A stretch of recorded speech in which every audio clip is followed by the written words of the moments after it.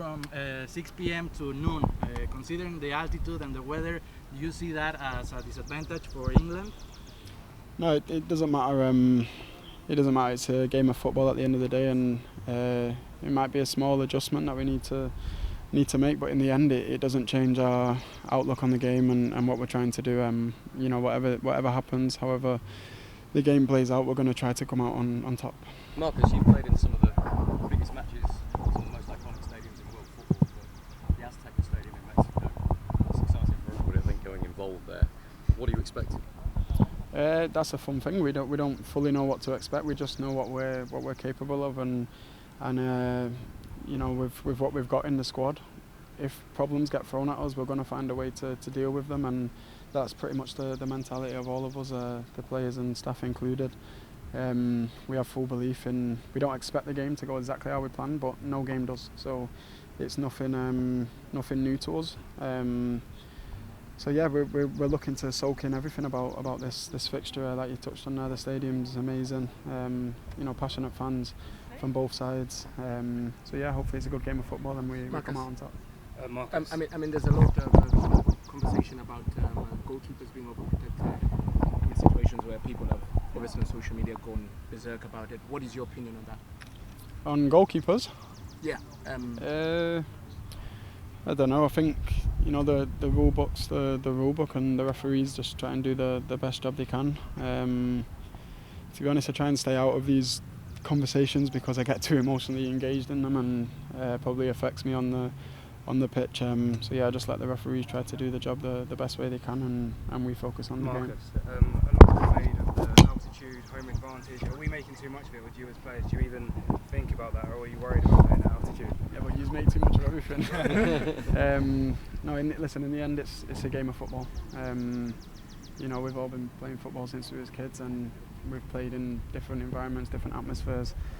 Some easier than others, some terrible to play in and disgusting, but it's up to us to try and find a way to come out on top, and that's what the focus is, and sometimes you need the player next to you and the player next to him, but listen, it's all the same. We have to work together, work as a unit, and try to bring as close to our best as we can, and we'll be fine. Marcus, it's perceived as really close between you and Anthony Gordon for that place on the left. Do you think that brings the best out of both of you, that there is so much pressure from the other one to try and start each game? I don't think it's a pressure. I think it's just the normal characteristics of a top level team. Everyone's pushing to play. Everyone wants to be on the pitch as long as they can, and I think that type of atmosphere and environment is always positive for every player. So I know there's a lot of talk about it and stuff like that, but me personally, I don't emphasise a me and him situation. I think it's being involved in a top team. I think that's always the situation. So yeah, it's the same for all of us. We all want to be on the pitch and try to help the team. And if it's not your moment, when it is your moment, you have to try to do your best. So yeah. Marcus, how do you address a real big challenge against a defense that is unbeatable in this great match? What do you think about Cesar Montes? What do you think about Johan Vázquez and this great defense?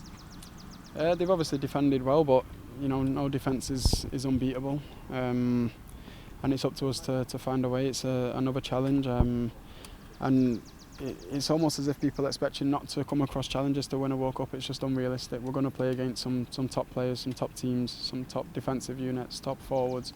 It's just problems that we're going to have to try and deal with, and I'm confident in the team. I think the team's confident in themselves. And yeah, we just give 100% on the pitch, and like I said before, try to come out on top. Marcus, you started your career very young, and in Mexico there's a young Gilberto Mora. He has only 18. What's your advice for him, and maybe he can have a career like yours, and maybe one in the top, playing in the top leagues in Europe? No, I think for him, he first and foremost he has to enjoy his football.